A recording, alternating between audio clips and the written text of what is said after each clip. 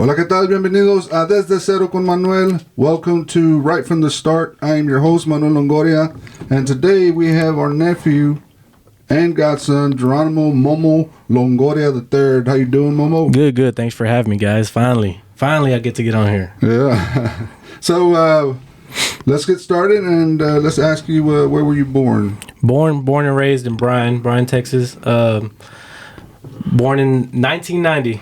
1990. You missed out on the 80s, right? Oh, yeah, no. I'm family? 90s, baby. Let's talk about your family. Family, starting from who? From right now, your wife and kids. Wife and kids. Married Karina Ponce. She was born and raised here in Bryan, too. We met in a year, I guess the summer before high school. We were 14. Got together and been together ever since. Had our first kid, high school sweethearts. High school sweethearts. the whole thing, the whole Wonder Years story. Right. That's my Winnie Cooper. Yeah, and then 2010 we had our first baby, Adrian, and then 2 years after that, Ati came along. Okay. Spice it up. How old are they now? How old is Adrian now? Adrian's he'll be 13 in April, and Ati right behind him, she'll be 11 in March. All right. Sounds good, man. So before we get going, I want to remind everybody to please subscribe to my YouTube channel, Desde Cero con Manuel. It's free, okay? You don't get charged because you subscribe to a channel. So if you watch a video, subscribe to the channel. It's very simple, guys. Well, let's get going with the conversation here. And we're going to start off by talking about your amateur boxing career. Okay? At what age did you start boxing? Started at 8 years old. I think I remember my mom giving me a choice. She said, I can put you in the boys club, you can play basketball, or you can start boxing. And my dad always wanted me to box, and so that was easy. I went straight to boxing. And I remember like yesterday showing up to the gym first day. Cold. It was the winter time. We showed up. The gym was a little dead just because it was winter time, and it was just me and you. Right. And I think it was just me, you, and Joe. Yeah, I remember that phone call. It was like I was at home, and I had just came home from the boxing club, and you called me up and said, "Hey, with the little young voice, can you take me to boxing?" Oh yeah. I was like, "Well, let's go, man. Is that what you want to do? Let's go do it." Yep. And it turned out pretty good for a while. It was a good time. Because before you started boxing, I was just training. I was just training, sparring, and just being a gym rat, pretty much. But when you started, you kind of helped me start my boxing coaching career. Right, yeah. Because I started working with you, individually, and Joe would help. But he had those other kids that were, earnest, and then they were still competing and competing at a high level, right? And I took the training for you, so it was a little kickoff for me to become a coach. And to be honest, at that time, you were going through something, and I was going through something, right? Because it was around 98, and that's when Lisette and Steffi passed away, and I was kind of down. And when you came up and you say, "Hey, well, let's go train," it kind of motivated me to get up every day, and that was one of the reasons that I probably helped you, but as well you helped me move on. Yeah, no, we definitely that was definitely life changing. My mom kind of always told me like, "Hey, you need to give Theo a call. Like, give him a call, talk to him, just be around." And of course, right away, I had to jump on and just spend a lot of time and make sure we were both good, because it was definitely some traumatizing, and I still think about to this day. Right, and you helped me get over that hump, man. I'm glad to hear that. So training, sparring, and your teammates. What do you remember about your times at the gym? I always had tough sparring. Who was your toughest? I'm gonna say Aaron. Aaron, for sure, Aaron. Aaron, at that what was time, his last name? Aaron. At that time, Aaron Valadez.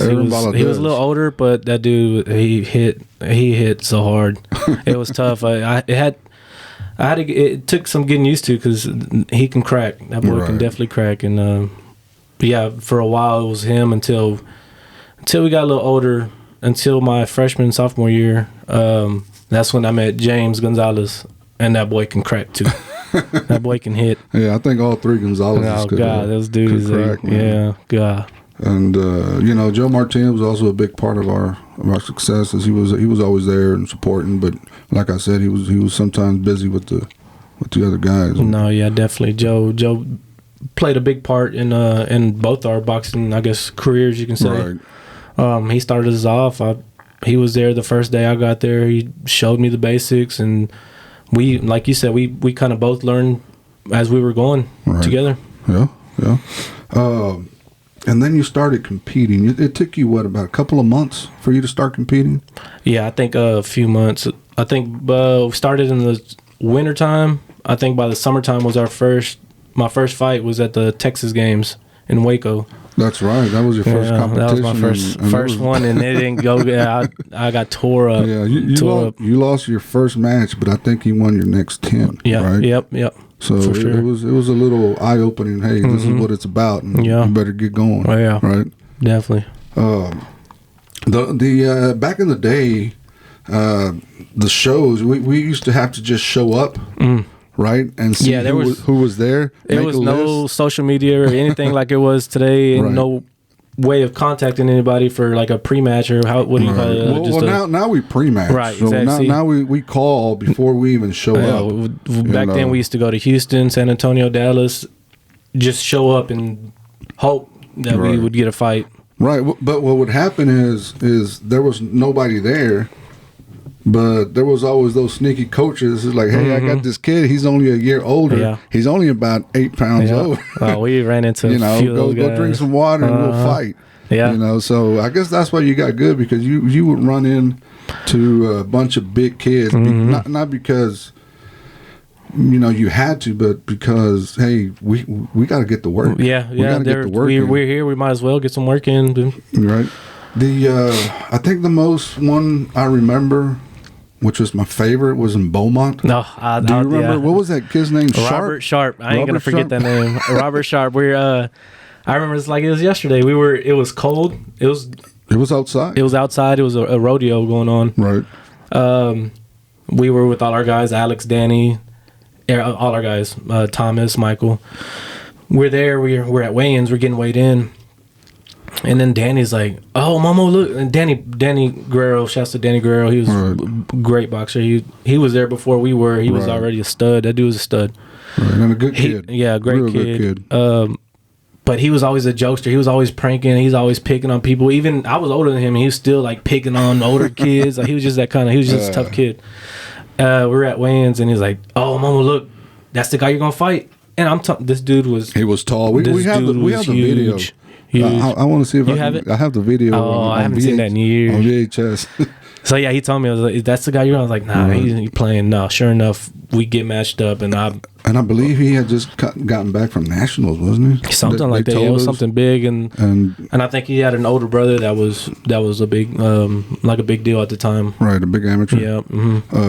Yeah, because that fight started off, and about the first 10 seconds, he gave you an eight count. 8 count. Right. Yeah. And then once you got off there, I remember you gave him a couple of jabs, and from there on, it was over. It was It's that jab, man. The jab works wonders. And I'm gonna see if I can download it or copy it into a file so we can put it on, because I want to see people. I want to show that fight, because that was. I think that's probably my most memorable fight that you had. Even my national fight, like that was a slop. The championship fight, that guy was a little sloppy, but that was my favorite fight. Yeah, for sure, because I think I was tearing up walking up to the ring. Right. I was like, oh God, this is where I'm about to die. But sure, like I just. I think everybody was worried. Yeah, I know. I think my dad's on video like, oh, no.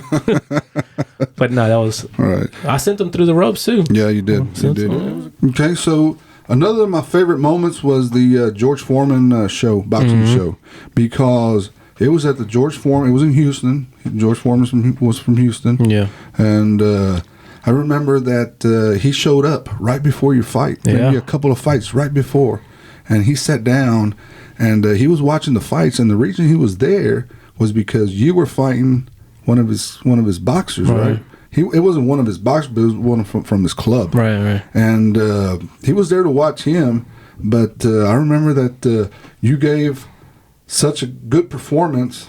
Remember that? Yeah. And you know, you kind of, and the kid was a little flashy and whatnot, and before the fight he was taunting you, and he was talking trash, and you were like, hey man, this kid's talking trash, and once that bell rung, you know, you just went to work and you beat him, and you beat him, you know, with boxing skills. You know, you didn't go wild or nothing, and George Foreman liked it so much that he went inside the ring to give you the trophy. Yeah. You know, George Foreman did that. Tell me about that time, man.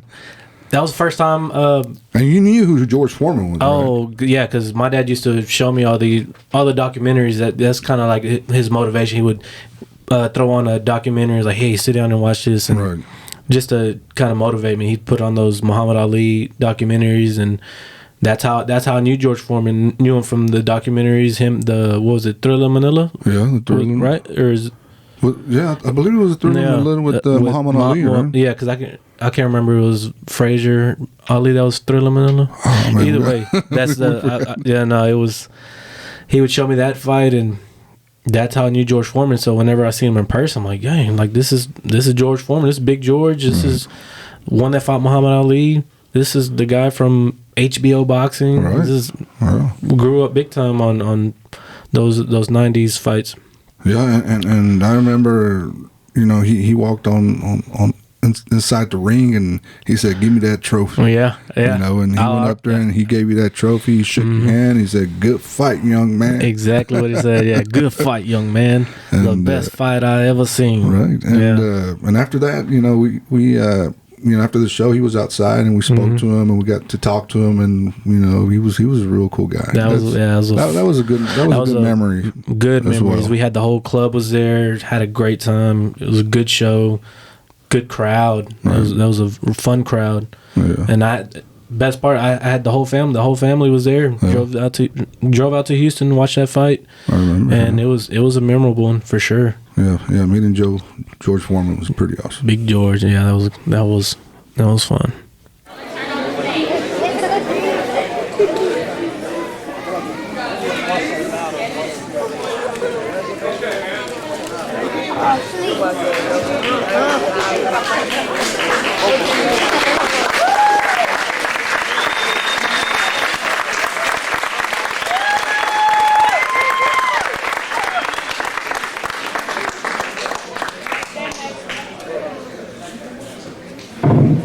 Ladies and gentlemen, bout number 2, the winner in the red corner.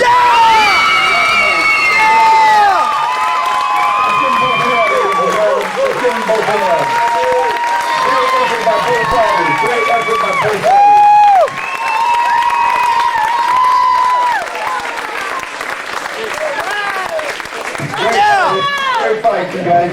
The national championship, the 2002 Silver Gloves Championship. You won that national championship, and like I'm saying, things have changed because today, nationals, you just get to sign up and show up.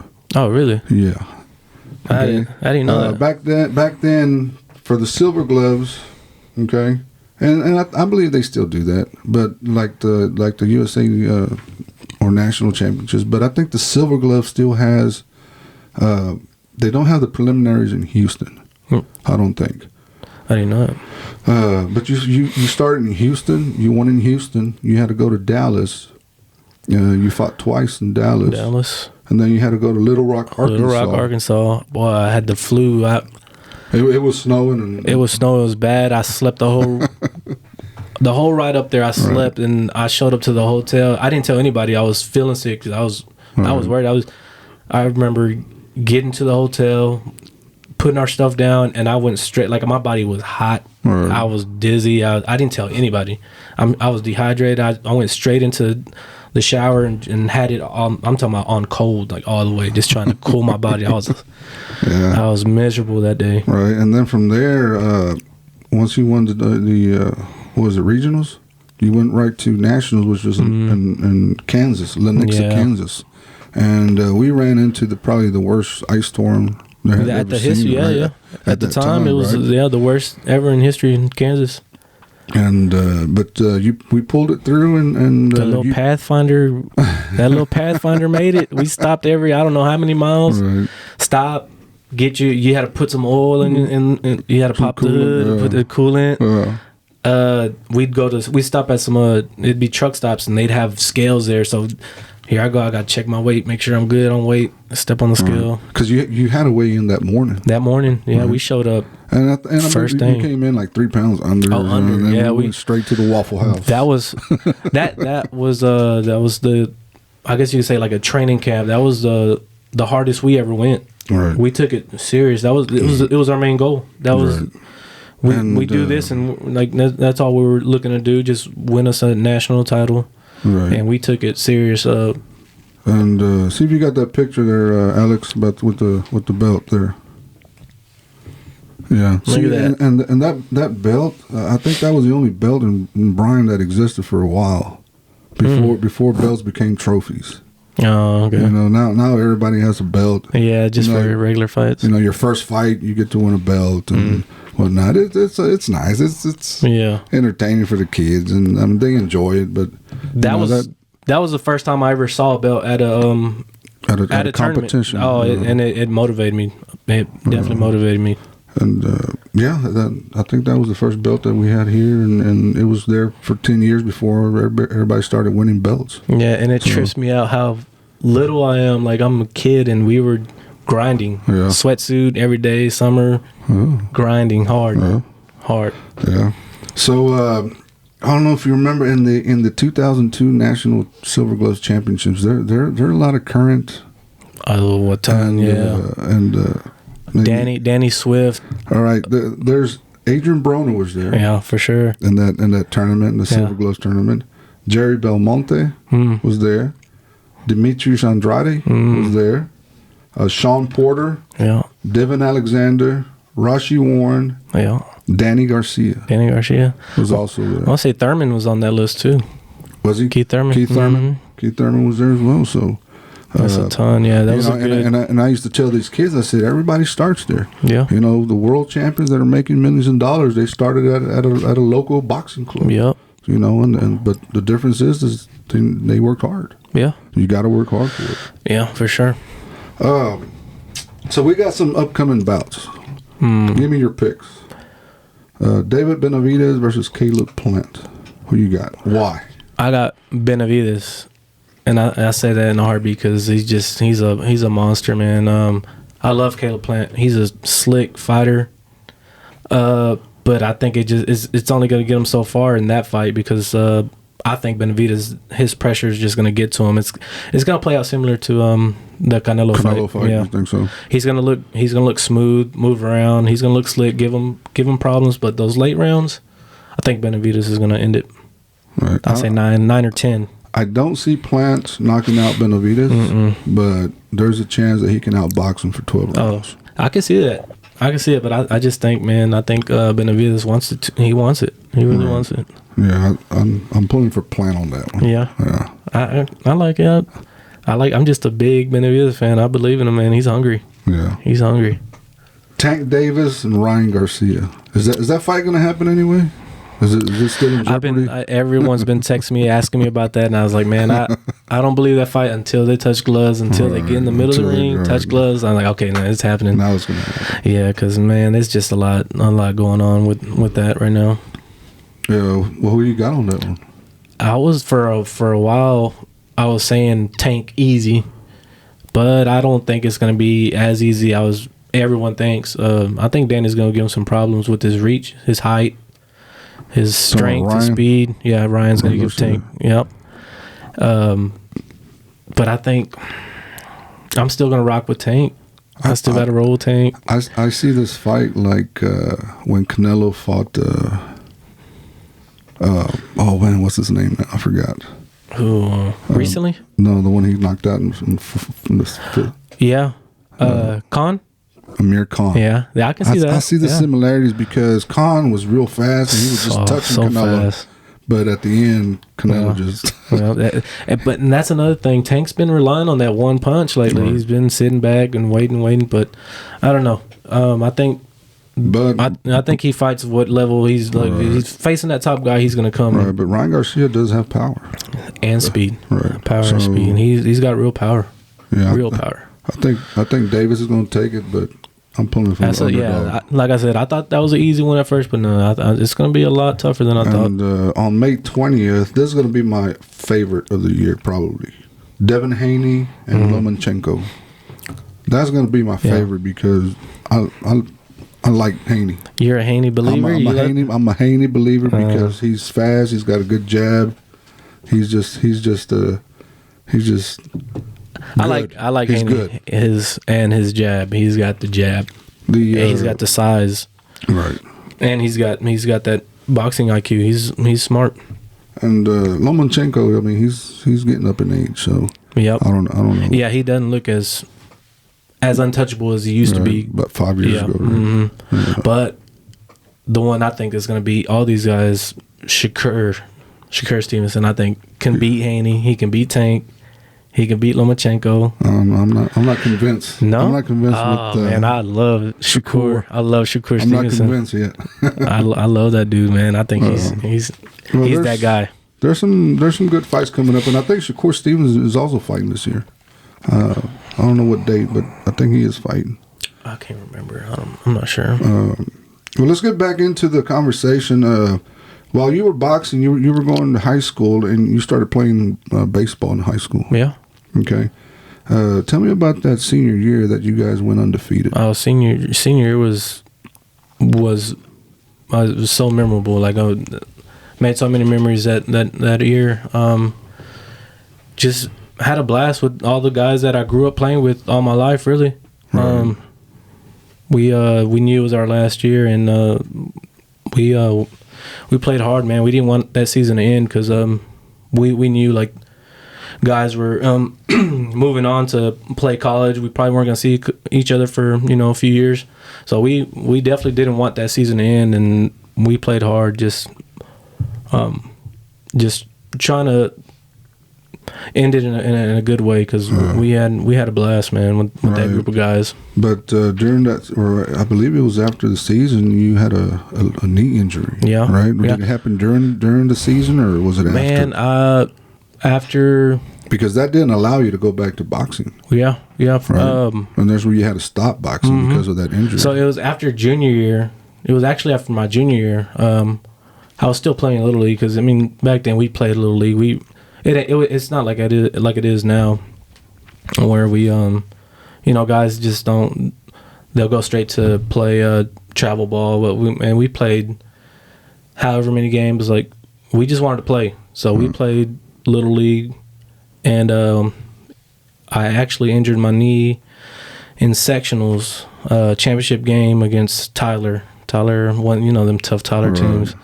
And we were one out away from going to state. And easy line drive right to me. I was playing short. Easy line drive. I ran. My knee locked up. I went down, dropped the ball, run scores. They end up winning.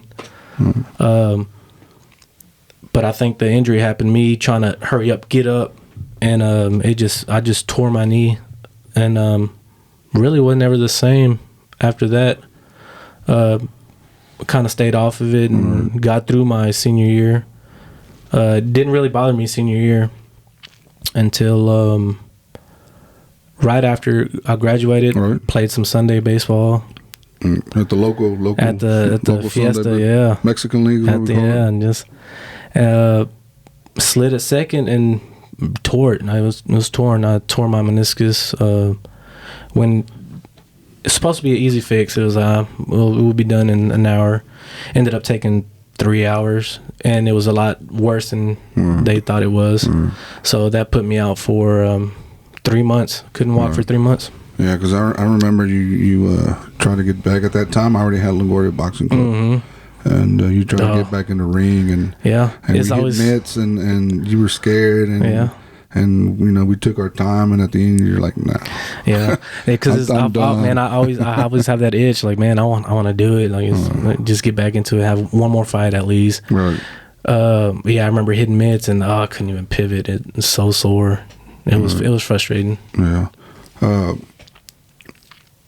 But as you were training and going to high school and playing baseball, you were already learning how to play music, right? At what age did you start playing the drums? Because you were the drummer for Grupo Corcel, which is our me and your dad and Bonnie and all them. Drumming. Because I always played, so I was playing the congas at what, like 9, 10, playing the congas, something easy, and then from there, I think our drummer left, and we needed somebody to kind of hurry up and just get on. And I always watch. I'm always watching. And everything was available there. Your dad always had a setup. He had the keyboards. He had the drums. Nothing was off limits. Like it, I loved it. It was always set up. Whatever I wanted to play is there, and that played a big part in my music, because I would get on the keyboard. I didn't know any notes, keys, or anything. I just play by ear, just figure it out, and that's kind of how I just started drumming, just from watching, being in the back seat. My dad playing music in the truck, just being in the back seat, just kind of drumming on my lap. Me and you jamming to Pesado, just air drumming, just watching. Really, man, that's the only way. And you ended up joining the band Grupo Corcel, and you ended up recording the blue, what we call the blue CD, which is it was the black one for. Oh, but no, it's the blue one. But the blue one, I was on the drums. On the black CD, I was just on the congas. Right, and you recorded that, and that's probably one of my favorite that I've done in the studio. Really? Yeah, that CD was pretty nice to record. Yeah, because it allowed me to do a lot on bass. It was different from what we were doing at the time. Right, it was just different. Yeah, and I kind of enjoyed it. I think it was in 7th grade when we did that. Yeah. 6th grade when we did the black one, the black CD, that first one, and 7th grade, 7th or 8th, somewhere around there.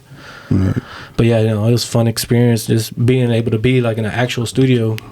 It was fun. We got to learn a lot. Got to see a lot. Yeah, and then it was a good time. You get to travel and go on stage. Oh, every weekend. And make a little money. Every weekend. Yeah, I had me a little money to go buy me some new jeans, some shoes. And but then you started to work on your own music. You learned how to do sounds and record or mix music, right? Yeah. What made you get into your own little mixing and DJing and whatnot? So my dad bought a brand new Yamaha Motif. I don't know what number it was, like a Motif 8 or something.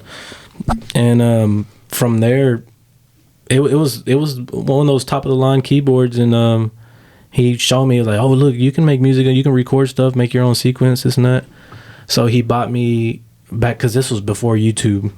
There was no YouTube where you can learn how to play. This is step by step. Yeah, that was before that. You can learn everything on YouTube. He bought me like a collection, like a stack of DVDs, and it was so boring too. I learned the basics, and from there I was like, okay, I got enough, and then I just start playing from there. Yeah. Me and Jorge, we just kind of Jorge Garcia. Jorge Garcia, my cousin. Jorge's part of the Desde Cero team. Oh, shouts to Jorge. So, I'm still waiting for that. I miss Jorge, man. Yeah, he moved away. Yeah. But no, yeah, me and I remember learning the basics, and I'm not very patient. I learned the basics, and then from there I can figure it out. So I learned the basics, how to record, how to do this and that, and then from there, because Jorge was a little better on the keyboard, so I was like, hey, record this. He recorded it, and then I would add like the drums and add all the other effects and stuff. And from there, it was I just playing with it every day, just playing and learning different tricks and yeah, because you learned and you started creating your own stuff, and then came the Noblemen of Kyle. Yeah. All right, you mixed the song. You made a beat to the Texas A&M University song "Noblemen of Kyle." Noblemen of Kyle. All right. Yeah. Tell me about that, because that song, you made it to the Evening News. Yeah, Evening News. Yeah. Kind of blew up. So on that one, Noblemen of Kyle, I remember back then the PS2 of the video games, they used to come out with the NCAA football games, and they had all the marching band music on there, and they had Noblemen of Kyle, and that was always like my favorite. And I was like, oh man, I just loved it. For some reason, it just caught me, and I was like, man, that'd be fun to make a beat to that. But at the time, I didn't know how to sample until a little bit later, a couple years later. But we were riding around. It was like a Friday night in Canyon 95, and they come out with a beat, and it's Noblemen of Kyle. I was like, man, somebody made a beat to it, and I loved it. And that was S.A. Partner. S.A. Partner. And you set that up front. You know, you didn't make this. You kind of. Yeah, no, but you did it in your own little style. Yeah, but right. You came out and said, hey, you did it first. Oh, man, no, right? for sure. Yeah, no, that he was probably the first. I was like, man, I didn't know we had producers like that here in town, and this is like legit. This is some quality stuff, and I was a fan. This was MySpace days, so I shot over to MySpace, and this dude was legit, man. He's got a whole album on there. He's doing the whole thing, and we kind of, I think I messaged him that night, like, man, I love, like, I'm trying to be a producer, I'm love what you're doing, this and that, and he hit me back, and that was that. I was a fan, man. He was legit, and so after that, I learned how to sample, and I messed with this. I was like, man, I've always wanted to do it. Let me try to make my own little version. Made it, and it got the attention of I guess all the Aggie students, and yeah, from there, KBTX got a hold of it. Went to Canyon 95. They aired it, played several of my stuff.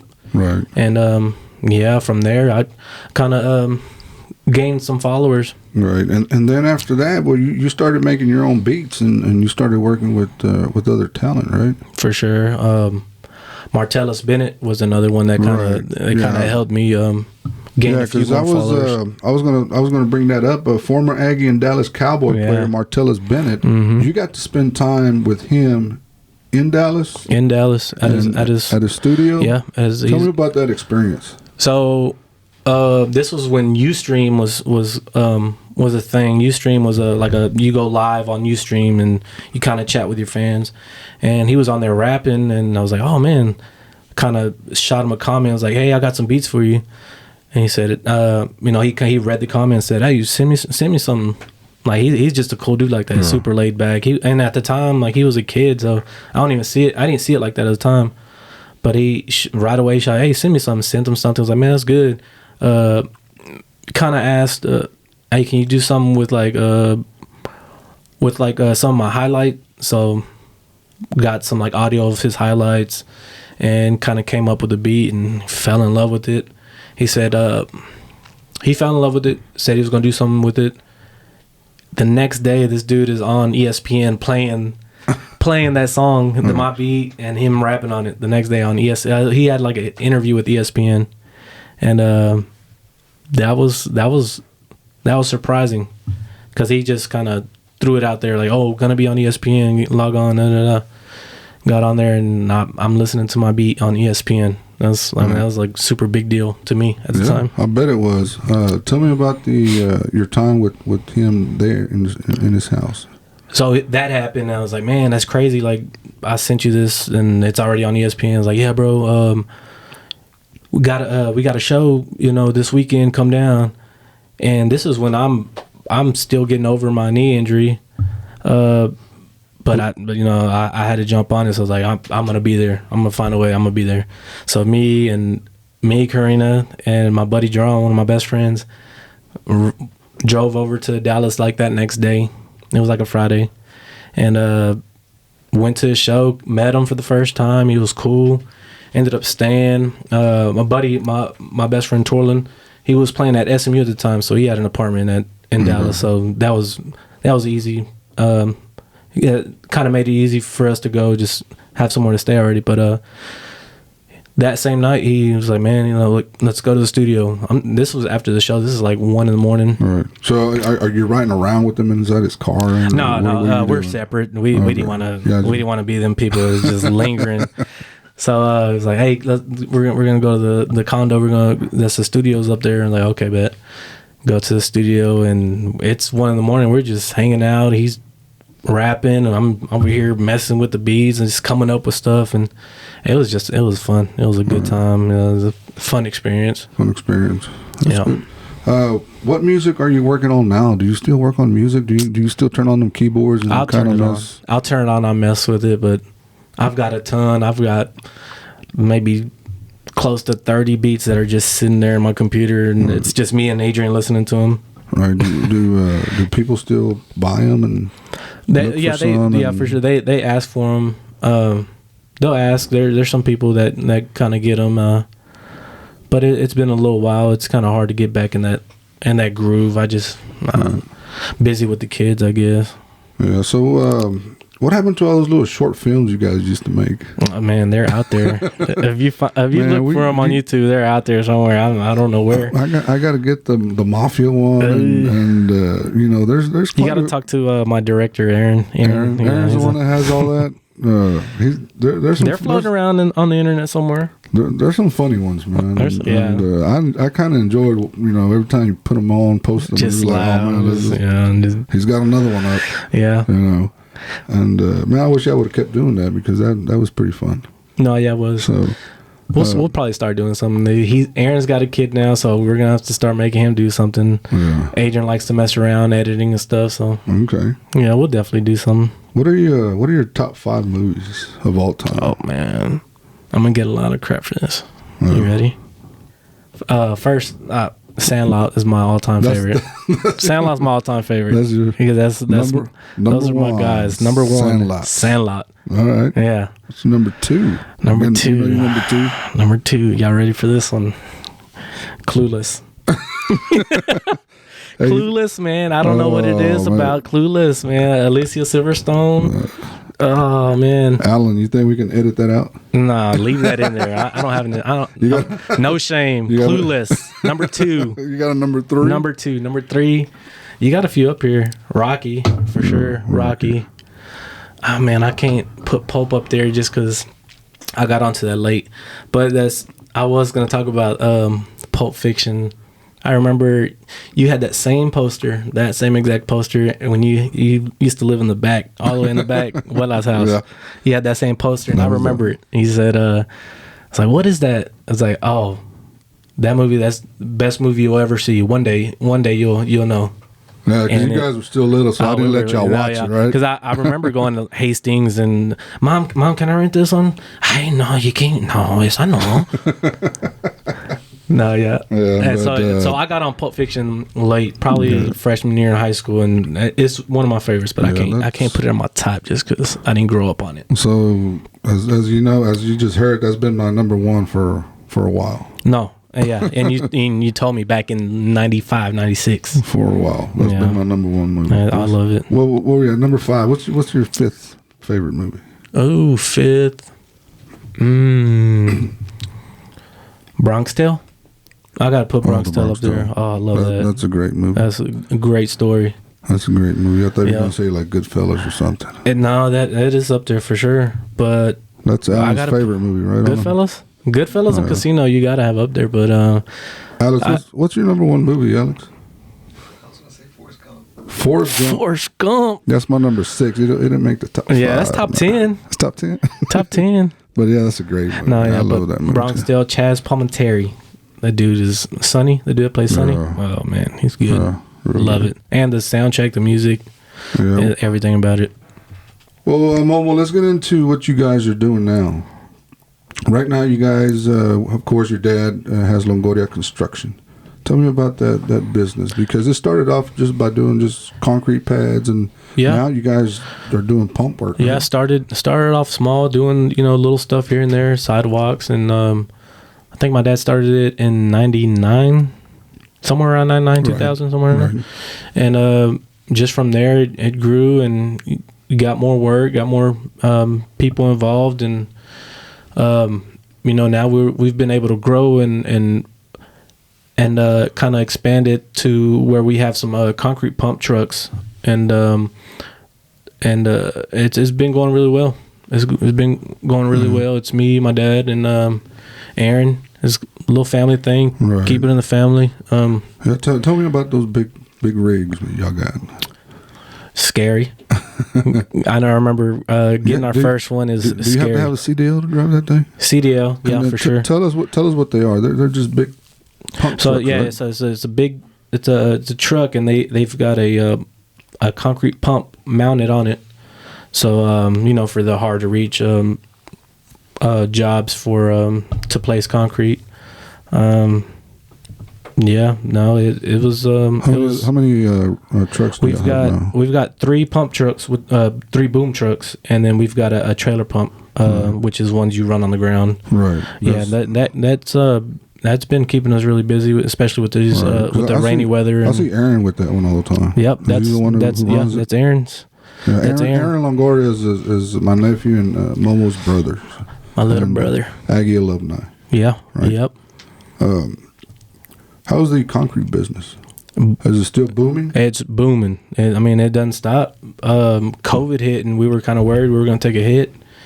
And well, that's because everybody from California is coming to Texas. I know. And everybody's buying these homes that they can afford. Yeah. I can see that. But it's been booming, man. Like, we thought we were going to take a hit during COVID, and it picked up, if anything. It's been super, super busy. Yeah, so you think the future of concrete is going to just keep booming? Oh, yeah. Yeah, for sure. It's a ton of land. It's never going to stop. All right. Never. Okay, so what else do you want to talk about? What's on your mind right now? Sleep. Sleep? Nah, I'm good. I'm excited to be here. Let's talk about. Are you gonna watch the World Baseball Classic? I've been counting down. I think we're at like 20 days. What is it? Is it March what? 4? March 8th is when the first game's. March 8th. Yeah, it's coming up. Who's the first one? I don't know, but the division with Mexico and the United States, that's like the 9th, like the day after. Oh, okay. Mexico and United States. I've been counting down the days. I was on Google about 2 days ago trying to get me a USA jersey. Have you seen these stacked teams? Like who's Dominican Republic? The Dominican Republic I think they has Soto. Who has Soto and? I know one team. Juan Soto and Manny Machado. And God, it's gonna be March tough. 7th is when it's- Those are always fun. I get into that. I really get into those. Those are. Yeah, but the thing is that everybody talks about the Dominican and the Cuban and the Puerto Rico and United States, but everybody kind of pushes Japan aside. And Yeah. those guys are always top. They got some guys. They got so many unknown guys that they become stars at the World Baseball Classic. Yeah, I guess it's kind of a showcase for them. But I got the United States. Me too. No matter what. Me too. Yeah, gotta rock with USA. I was looking for some jerseys. I gotta get me one. Yeah. We gotta start rocking those. That and go with Mexico. Why not? I got me a Mexico cap, so I need me some USA merch. So anything else you want to add before we go? No, I'm good. Thank y'all for having me. It's been fun. You want to send some shout outs to somebody? Y'all are doing a great job. Kind of having this platform for local people to kind of tell their story. And I love what y'all are doing. I love tuning in and listening to. Yeah, and what I'm doing, Momo, is I'm bringing in people who kind of helped me along the way to start off. And, nice. And because I feel comfortable. It's hard doing this. Trust me. Yeah, no, I know. I've known you all my life, and I'm still nervous. It's hard doing this, and I'm bringing people in that helped me along the way, and we did stuff, and people who actually do things and have stories to tell, and not just, hey, I went to work today. Yeah. That's not a story, No, you've been national. You've done some stuff, and I like guests like that. No, yeah, there's a ton of interesting people out here. Yeah, they are in our hometown, and right now I got at least 6 people already lined up to do, podcasts. So that's good. And we're gonna keep doing it just to have fun. We're not doing it, like the monetary thing that they're No, saying. yeah. But if it's theirs, No, it's man. So, I love everything about it, man. so it's been good. With that, don't forget to subscribe and help us grow the channel. Okay, and for sure. any shout outs you want to give? Shout out to all the family, everybody watching, everybody that's tuned in, everybody that's subscribed already. I see a ton of people commenting on Facebook and kind of giving their input on what's been happening around here. All right. So, all right, man. Well, let's say goodbye, and we see you guys next time. And please subscribe, and thank y'all for watching, and see y'all next time. Yep, for sure. See y'all Later.